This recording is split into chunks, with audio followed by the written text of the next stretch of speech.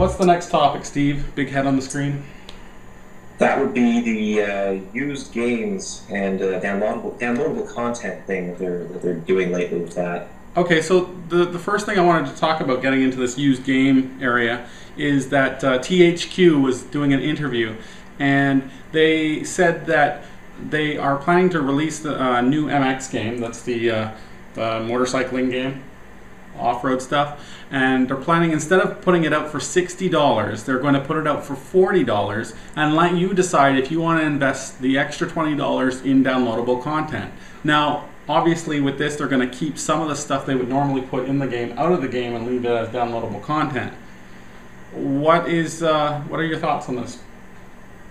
Did you hear at the announcement if they were going to do? Will it still have multiplayer without having to pay the extra $20? Unknown as of yet.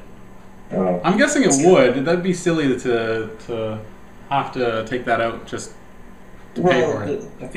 A few games I've heard them do that, like the Madden Online Pass thing. That. Okay, I see what you mean, because SmackDown does that too.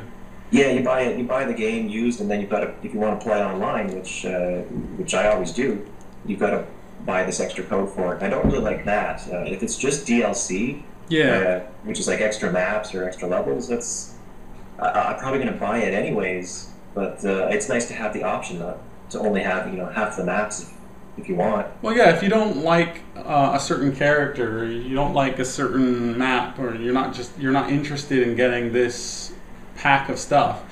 That'd be a great option. If I don't want to get all that in a lump sum game for $60, where like 1/6 of the game I don't even care about.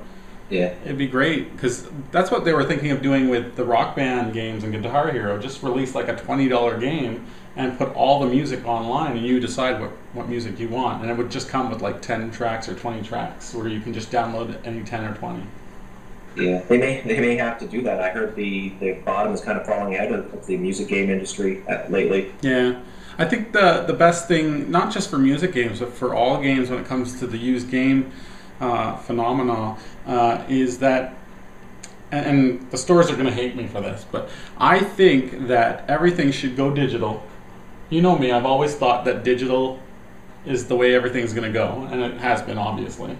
Yeah. So if they did everything like the downloadable games like they have on Xbox and PlayStation 3, if they made everything downloadable in that way, and then they made it so that, okay, you can buy these games for $50, and 40 or 35 of that goes to the publisher, and the rest goes to whoever's selling it. So if Xbox is selling it, they get that extra $10, $15.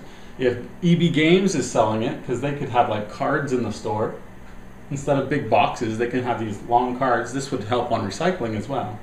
Yeah. But they can have these long cards. They already have the long cards. Have you seen these? No. Instead of having big boxes for, say, like the Kinect games, they have these big cards that are like the size of boxes, but they're just thin gift certificate-like cards that have the codes on them, and you can download the games instead of buying big boxes and CDs. It's nice. I like that. Do that with every game, and then EB Games still gets their profit from new games. They just, unfortunately, used games will be out of the picture. Yeah. It might take a while. I think the stores will definitely fight downloads to the bitter end. Oh yeah, that's most of EB Games' profit right there. They'd be out of business. Yeah, that's they'll probably fight it, but I agree. That's the way games are going. It's going to be digital completely. There's no need for the box or the artwork or the manuals and stuff like that. You can download it online. You can look at it online. There's no need to ship the paper and the plastic around the continent. So. And the only other way that it will go is like the OnLive service. And we've talked a lot about this in the past. Yeah, have you tried it? Has it come yet? It's not here in Canada yet. I've been wanting it. I've been telling them on Twitter, bring it to Canada. I want to try it. Yeah. But it's not here yet. And supposedly it's getting a lot better. It's in the U.S. people are using it. Yeah, I was really skeptical, but I've heard good things from people who've used it who say it's not as bad as people expected it to be, and it's fairly responsive and stuff, For which I those, didn't think it would be. But I've heard good things. for those who don't know about the OnLive service, it is basically streaming the video of the video game you're playing. The video game is actually being played on a server located at said company's place, and all they stream to you is the video, and they stream back the controls that you're pressing in. So you never have to install any games. You never have to worry about hard content. It's and they've got like special features, like people can watch you play. You can do multiplayer online, and you can save games like right in the middle without having to do a save thing. Like it just pauses it like the Nintendo DS does. Yeah, so yeah, it's like if you get a subscription to OnLive, it's like owning every console there is. Not really though. Yeah, The issue with OnLive is that you're into OnLive, but you have to buy each game. Yeah. But that makes sense, and I think they've gotten rid of the subscription price. Don't quote me on that. I'm not sure, but that would be smart. Yeah. Because then it's the same model as I'm saying for the used game thing. Like get rid of used games, and you've got this, in this case, streaming media, and then everything's controlled, and you don't have to worry about your computer having an upgrade or getting the next Xbox device. Honestly, I see it going where each Sony has their own, Microsoft has their own, and Nintendo has their own OnLive service type service. And because I don't see them ever coming together and being part of one package and just selling stuff individually. Yeah, unfortunately. So you're still gonna get a box. You're still probably gonna get a console, but it's gonna be a small little console thing that just where you can plug in your controllers or whatever, and this console will do the whole OnLive service thing. And OnLive is actually releasing their version of this very soon. The only thing I'm still not sure about, I know we're talking about OnLive a lot, but the only thing I'm still not sure about is if the cost of their operations is worth it. Like if they can still make money, because it takes a lot of horsepower to encode video live in near real time like that. You're right. It'd probably be more than YouTube, right? Yeah, like their hardware, their electricity bill just must be sky high. That's the only thing I'm wondering about, whether or not they'll be able to be around for the next 5 years to see that happen. Because if it's cheap enough, then yeah, I completely agree. They're going to be everywhere. They'll just have to enable something where whatever you pay for your games, whatever you pay for, if there's a subscription, that would go towards whatever cost it's costing them. I'm sure they have an idea of how much each user costs them. Yeah. So they would just break that up into the costs of the games. Yeah. It's a pretty good service. It's like Netflix for video games, but streaming. Pretty cool. What's the next topic, Steve? I think it's about the PSP Phone. I'm not sure if that's right or not, because as far as I know, I didn't know PSP had a phone. Okay, well, the big hubbub is, okay, PSP has died, right? No one cares about the PSP, let's be honest. I don't have one. I had a PSP when it was the old school PSP. Then they brought out the PSP Go, which is a slider PSP, which is like slider phones. They have those text things, but it's PSP controls. Well, is that the online-only one? Pardon? Is that the one that only got content online? Yeah, you have to download everything.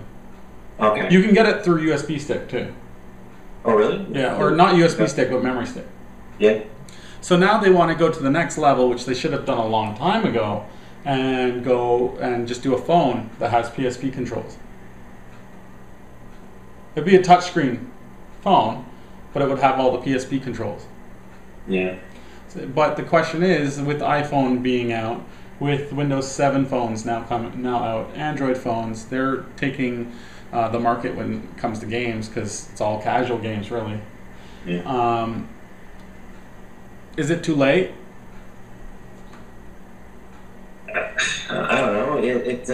I wouldn't buy their phone either. I don't really have anything against it. I just have I can't buy every console, and I'm already on I've got a DS, so I can't just run out and buy a PSP. So I'm sure it would sell. Like, I mean, if anything, Sony, you stamp Sony on anything, and it's going to sell. But I think it's only going to sell if it's priced like the iPhone. It runs at least like the PSP does now in terms of processor. Like, at least that. The more would be good, but at least that would sell. And it has a touchscreen. It has all the iPhone type functionality. If you did all that, and the key point is the pricing. If you bring it out and you put it at like $599 on a 3-year contract, it's not going to sell. If you put it out for like $200 or $299 on a 3-year contract, it's looking good.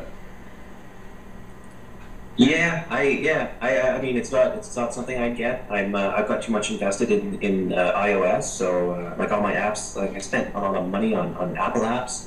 I'm definitely not going to go out and switch, but people who don't have an iPhone, I can see them jumping on it if they have other Sony hardware that they'd probably like to try it out. Sure. I love my iPhone. I think it's the bee's knees.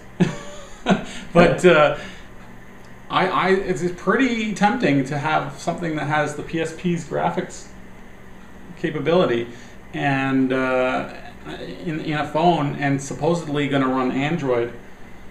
That's very enticing to me. I don't know. I'd kind of be tempted. I'd be very tempted. Yeah, it'd be nice. Like, I haven't even tried an Android device, so it'd be nice to try it out and see how it handled it on that hardware. The Android demos that I've seen, they just don't look as fast and responsive as the iPhone does. It looks a bit laggy, and I know Android guys will hate me saying that, but it just doesn't look as quick as the iPhone. So, well, iPhone's made to streamline everything, so it's like nice and quick and responsive. Yeah. But I can't say anything because, again, me as well as you have not tried it. So yeah, I haven't. Yeah. I want to try Windows 7 phone. That's it. Yeah, there's in Canada there's like 10 people I think that have them. So no, I think it's more now because Rogers has released it. So I heard they didn't do too well on opening day. I heard it was like a Zune opening. Oh, well, that's what it kind of is. Yeah. It's more